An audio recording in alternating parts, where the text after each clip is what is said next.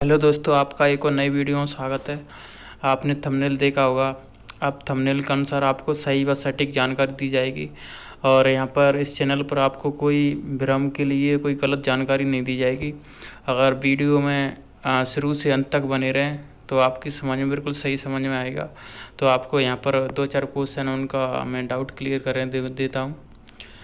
हाँ, आपका जो मुख्य क्वेश्चन है, राजस्थान BSTC काउंसलिंग देख रहे होंगे तुम। तो यहाँ पर राजस्थान BSTC काउंसलिंग है और उसमें डॉक्यूमेंट क्या क्या चाहिए।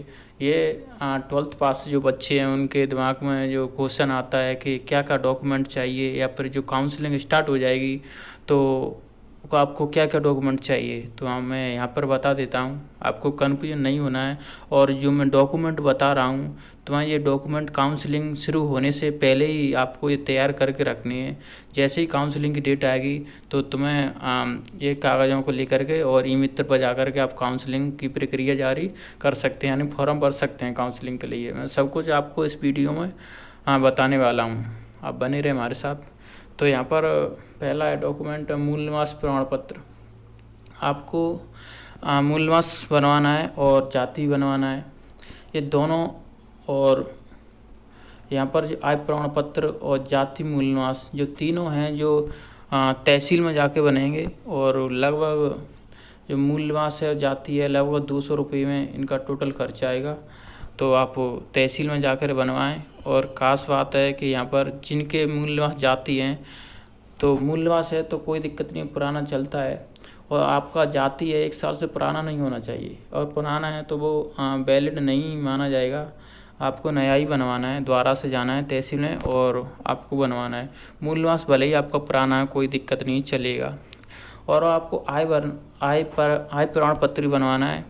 जो BSTC का आपने फॉर्म भरा था उसमें आपने कितनी इनकम सर्टिफिकेट, कितनी इनकम उसमें लगाई थी, यानी जज की थी, कितनी इनकम भरी थी आपने, 50,000 60,000, जितनी फॉर्म में भरी उतने का यहाँ पर आपको आय प्रमाण पत्र बनवाना है। ठीक है दोस्तों, तो ये आपको बता दिया है। और यहाँ पर तीसरा पॉइंट है जो 10th की मार्कशीट है, ये आपके पास होगी। और 12th की मार्कशीट है, 12th की मार्कशीट है तो सही है, आ चुकी है तो नहीं है तो जो इंटरनेट की मार्कशीट है वो भी यहाँ पर मान्य होगी। जब तक आपकी मार्कशीट नहीं आए तो इंटरनेट की मार्कशीट मान्य होगी। ठीक है दोस्तों। और चौथा है आपका जो बैंक पासबुक है, क्योंकि बैंक पासबुक यानी कि आपका बैंक अकाउंट होना चाहिए किसी न किसी बैंक में। क्योंकि अगर आप काउंसलिंग कराओगे तो उसमें 3,000 रुपये काउंसलिंग में लगेंगे। अगर आपका नंबर नहीं आता है तो आपके जो रुपए हैं वो 3,000 रुपये वो इस बैंक में आपके अकाउंट में रिफ़ंड कर दिए जाएंगे। रिफ़ंड की प्रक्रिया बहुत लेट होती है, परंतु वहाँ पर आ जाएंगे। और 3,000 रुपये में से जो उसका चार्ज है जैसे कि 400 रुपये है, 300 रुपये जो होगा उतना काट लिया जाएगा, बाकी का आपको लौटा दिया जाएगा। तो आपको मैं आशा करता हूँ इतना समझ में आ चुका होगा कि डॉक्यूमेंट क्या क्या हैं। अगर कुछ समझ में नहीं आया तो आप कमेंट करके मुझे और पूछ सकते हैं, मैं उसका रिप्लाई दे दूँगा।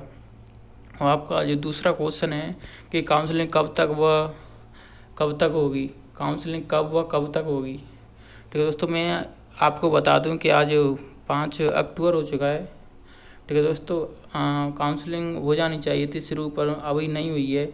1-2 दिन में ही काउंसलिंग आपको देखने के लिए मिल जाएगी। मैं आपको वाल साइट पे जा कर के बता दूंगा आपको कैसे काउंसलिंग की डेट देखते रहना है। ठीक है दोस्तों, वीडियो में बने रहें आप। तो मैं यहाँ पर बता दूं 1-2 दिन में, यानी कि 6 से लेकर 7 अक्टूबर तक आपको काउंसलिंग की प्रक्रिया देखने की मिल जाएगी। ठीक है दोस्तों, तो यहाँ पर जो काउंसलिंग है वो ही मैं आपको बता दिया है। हाँ, और इसमें ये भी बता दूं कि ये कॉलेज है कि कॉलेज कब तक मिलेगी। तो ये बता दूं मैं आपको, कॉलेज है वो वरीयता यानी आपके नंबरों के आधार पर मिलेगी। जैसे किसी के 400 प्लस नंबर हैं, पहले उससे कॉलेज मिलेगी। उसके बाद में जिसको कम वालों को और कम वालों को ऐसे मिलते हुए आएगी कॉलेज। तो ऐसे और लास्ट में जा कर के जो कम अंक हैं उनको मिलेगी। और इसमें और है कि जो कॉलेज है ना वो अक्टूबर में सभी को जो 3 कट ऑफ आती हैं, यानी कि 3 लिस्ट निकलती हैं जो काउंसलिंग की, वो तीनों लिस्ट अक्टूबर माह में पूरी हो जाएंगी और नवंबर में फर्स्ट या सेकंड वीक में आपकी BSTC की जो क्लास हैं वो चालू हो जाएंगी। ठीक है दोस्तों, ये बताऊँ कितने नंबर तक काउंसलिंग कराएं। आपके दिमाग में कुछ बच्चों के नंबर कम बन रहे हैं, जैसे कि उसके 300 बन रहे हैं, कुछ 300 350 अंक बन रहे हैं। तो ये मैं आपको बता दूं कि जिन बच्चों के 300 350 प्लस नंबर हैं या 350, उनको सभी को काउंसलिंग करानी है। हालांकि मेरा कहना तो ये भी है कि जिन बच्चों के 320 या 300 प्लस अंक हैं उनको सभी को काउंसलिंग करानी, क्योंकि उसमें 300-400 रुपये कटेंगे, उसके बाद में आपको रिफंड दे दिया जाएगा। इसलिए आपको काउंसलिंग करानी है, आपको कागज अपने तैयार रखने हैं।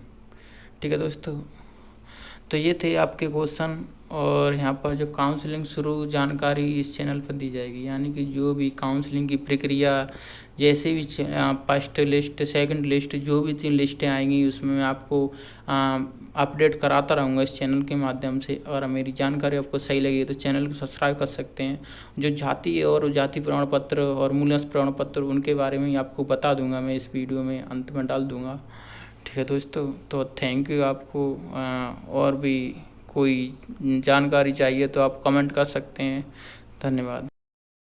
ये मूल निवास प्रमाण पत्र, तो इस मूल निवास प्रमाण पत्र को पूरे को आप देख सकते हैं। ये है ई-मित्र या ई-मित्रा से बनवाया हुआ होता है, और ई-मित्र से बनवाया हुआ भी मान्य होता है। और यहाँ पर इसमें मुख्य चीज़ देखने लायक है, यहाँ पर जो आप डेट देख रहे हैं ये मूल निवास कितना भी पुराना वो चलता है राजस्थान वालों के लिए। और अदर स्टेट से हैं और आप UP MP और भी राज्यों से हैं, तो आप ध्यान रखें जो मूल निवास है वो आपका नवीनतम होना चाहिए, नहीं अभी हाल ही का बना हुआ होना चाहिए। अगर आपका पुराना है तो आप अपडेट करा सकते हैं। तो ये मैंने आपको मूल निवास प्रमाण पत्र बता दिया है, और मैं आपको जाति और बता देता हूँ कि हाँ यहाँ पर ये मूल निवास बनने के बाद ही जाति बनता है। तो आपको और बताते हैं, ये आप देख रहे हो जाति प्रमाण पत्र है, ये भी ई-मित्र या ई-मित्रा के द्वारा बनवाया हुआ होता है। और इसे बनवाने के लिए आपको पहले मूल निवास बनवाना होता है, उसके बाद में जाति बनवाना होता है।